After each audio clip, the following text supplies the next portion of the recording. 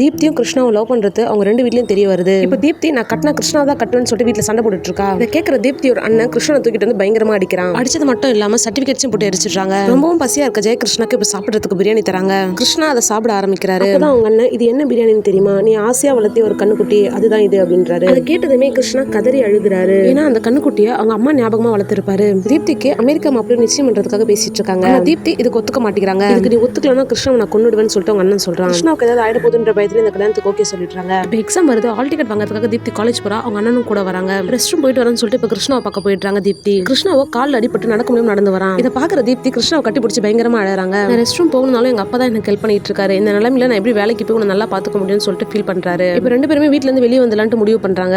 Deepti letter எழுதி வச்சுட்டு வீட்ல இருந்து வெளியே வந்துடுறாங்க. தீப்தியும் கிருஷ்ணாவும் எப்பயும் மீட் பண்ற பீச்ல மீட் பண்றாங்க. தீப்தியும் கிருஷ்ணாவும் பீச்ல உட்காந்து அவங்களுக்கு என்னென்ன பிடிக்கும்ன்றத சொல்லிட்டு இருக்காங்க. தீப்தி சொல்றதை கேட்டுட்டு இருக்க கிருஷ்ணா தீப்தியோட மடியிலே இறந்து போயிட்டாரு. கிருஷ்ணா மயங்கி கிடக்கிறத பாக்குற தீப்தி பயங்கரமா அழறாங்க. தீப்தியுமே அங்க மயங்கி விழுந்துடுறாங்க. பார்த்தா ரெண்டு பேரும் பாய்சன் குடிச்சிருப்பாங்க. தீப்தியோட அண்ணா அங்க வரான். தீப்திக்கு மட்டும் உயிர் இருக்குன்றதால தீப்தி கூட ஹாஸ்பிட்டலுக்கு போயிடுறான். இறந்து கிடக்கிற கிருஷ்ணாவை பாக்குறான். ஃப்ரெண்ட் தூக்கிட்டு வீட்டுக்கு எடுத்துட்டு போறான். பல வருஷத்துக்கு அப்புறம் கிருஷ்ணா வீட்டுக்கு போறாங்க தீப்தி. கிருஷ்ணாவோட அப்பா கிட்ட கிருஷ்ணாவோட போட்டோ ஏதாவது இருந்தா கொடுங்கன்னு சொல்லிட்டு கேக்குறாங்க. ஆனா அவங்க அப்பாவோ கிருஷ்ணாவோட போட்டோவே இல்லன்றத சொல்றாங்க. சரி நீங்க வீட்டுல கிருஷ்ணாவோட போட்டோக்கு ஒரு மாலை போட்டு வச்சிருப்பீங்கல்ல, அந்த போட்டோ நான் எடுத்துக்கிறேன் அப்படின்னு சொல்லிட்டு உள்ள போய் பாக்குறாங்க. அதை பார்த்து ஷாக் ஆகி பயங்கரமா அழறாங்க.